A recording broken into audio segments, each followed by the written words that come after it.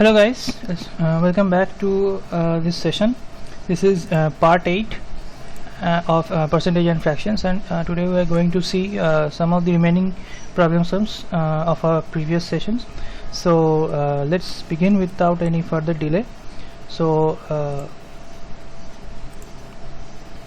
the first question is an arc contains 23% of copper.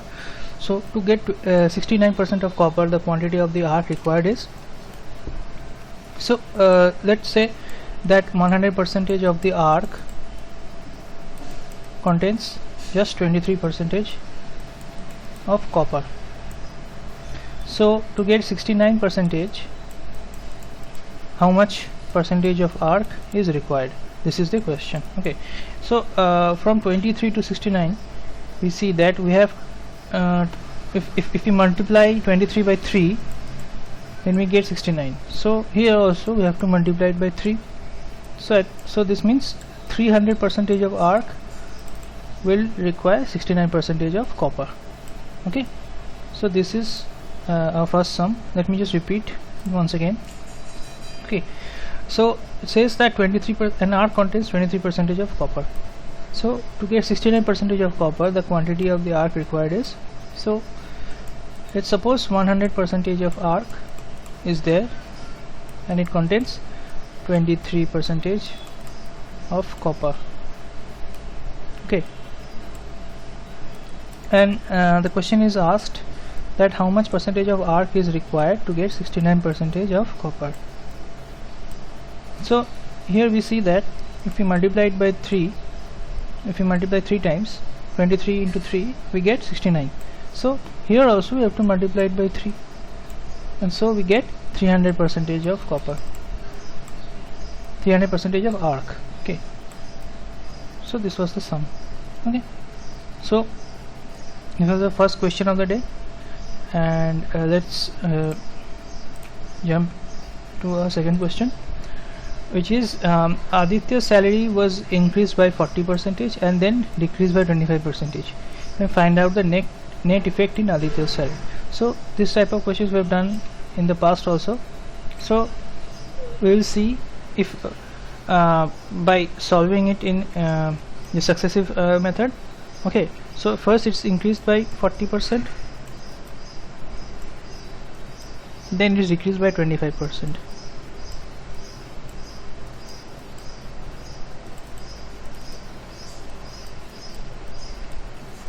So 40 into minus 25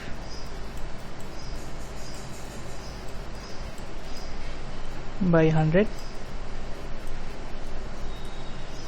I cancel 0 and 0, 5 with 2, 5 with 5, and 2,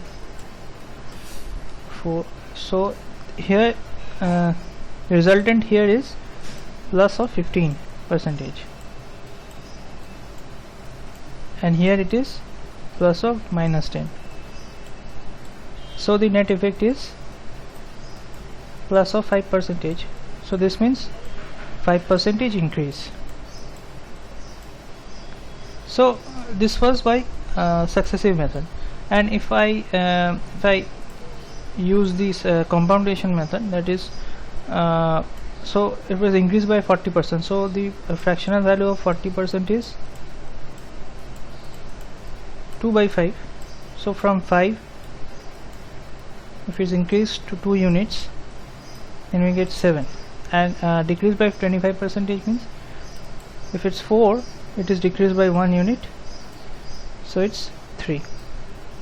It's here is 20 and here is 21. So there is increment of 1 on 20. So 1 by 20 means 5%. So this is the sum. Okay, now let's move on to our next question. So this asks, a batsman scored 110 runs, which included 3 boundaries and 8 sixes. So what percentage of his total score did he make by running between the wickets? Okay, so total runs over here, total runs is 110. Runs scored in boundaries,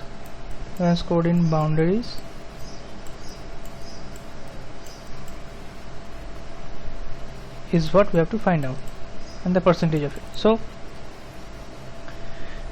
his innings included 3 boundaries and 8 sixes. Okay, so 3 boundaries and 8 sixes. So this amounts to 12 plus 48, which is 60. And so if we subtract his runs in boundaries from his total runs, we will get what is required. So total score did he make by running between the wickets will be, by running, it's 50. So the percentage will be 50 by 110 into 100%. So let's erase this. So runs scored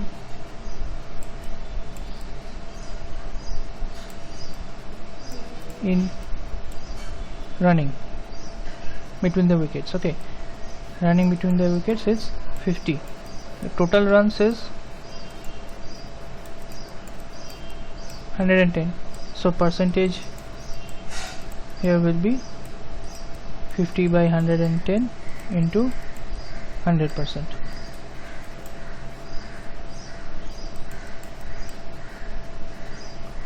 So this is 1 by 11 is 9.09. So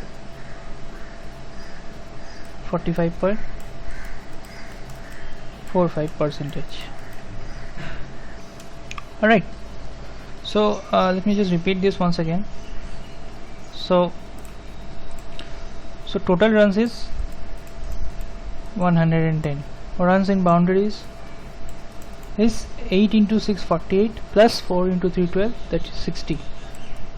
So runs made by running between the wickets is what is 50. So percentage runs made while running between the wickets is 50 by 110 into 100%. So you cancel this 0 and this 0, and 1 by 11 is, we know that the percentage form of 1 by 11 is 9.09. So if you multiply 5 here, we get 45.45%. Okay, so this was our third sum,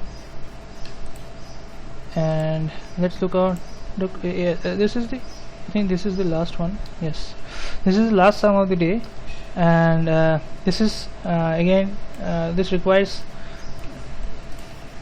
introduction of another concept. So let me take a blank screen.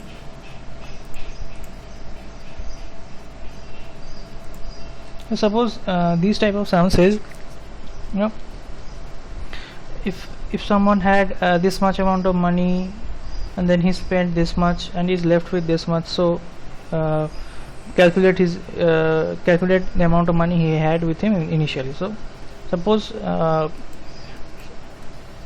someone had this amount of money with him, and then he spent some part of it in house rent, then some part on education, and some part on food. Okay, and then he is left with this amount, 48 or something. So one part would be given, like if suppose the question might say that the amount he spent on housing was 250, or the amount left with him after all these investments is 480 or something. So what we have to do is we have to calculate it initially on units, and then the leftover units we need to equate. So let's see this sum. Okay, a man loses 20% of his money, and then after spending 25% of the remainder, he has rupees this much left. Okay, what is the amount of money he originally had? So let's say the original amount of money the man had is 100. So he lost 20% of the money. So 20% of 100 is what? 20. So this how much money he lost. Then he is left with 80. after spending 25% of the remainder. So this is the remainder, so he has spent 25% of it. So 25% means 1 by 4.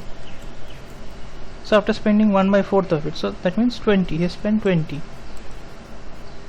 and now he is left with 60 units. He has rupees 480 left, so this is equivalent to rupees 480. Now if we equate them, what you get is 60 units equivalent to 480 rupees 480. So 1 unit equivalent to rupees 8. So what is the amount of money he originally had? So 100 units would be equivalent to rupees 800. So this is the answer. Okay. The preferable approach is not to use x and variables, because those will take a hell lot of time, because you have to find, if you have to, then you have to equate both sides and this and that, so that will take a lot of time. So suppose here you consider the money to be x. Okay, the amount initially he had to be x, so he loses 20% of his money. So that means x minus x by 5. So now he has 4 by 5x, right? 25% of the remainder, after spending 25% of the remainder. So he spent 1 by 4th. So how much does he have now? So we have to then cancel these things. We have to do the 16x by 20 minus 5 by 20. So now he has 11 by 20x. So this will take a lot of time, and there is a slight chance that you may get the sum wrong. But here if you take 100, assume a value, then it becomes a lot easier, right? Man loses 20% of his money, so 20% he lost, then he is left with 80. So he spends 1/4 of it, so 1/4 he spends. Now he is left with this amount, 60. Okay,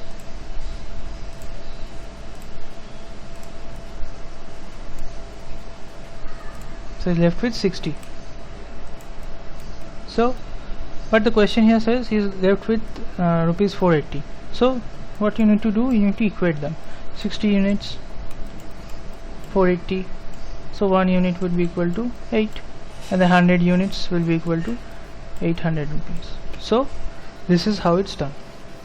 So this was the leftover questions from our previous session, and today itself I am going to upload another video that will be on SBI PO 2019 pre data interpretation. The pie chart plus table DI that was asked in 2019. So I'll discuss that today itself, and that would be a long video, because I need to clear and clarify the percentage to degree conversions, and then how to select data, how to manipulate data and interpret them in that session. So that will be a very interesting session. So I'll try to make that very crisp, but I think I need to devote some time on clearing the concept, so that would be a special one. So stay tuned and be happy. Thank you.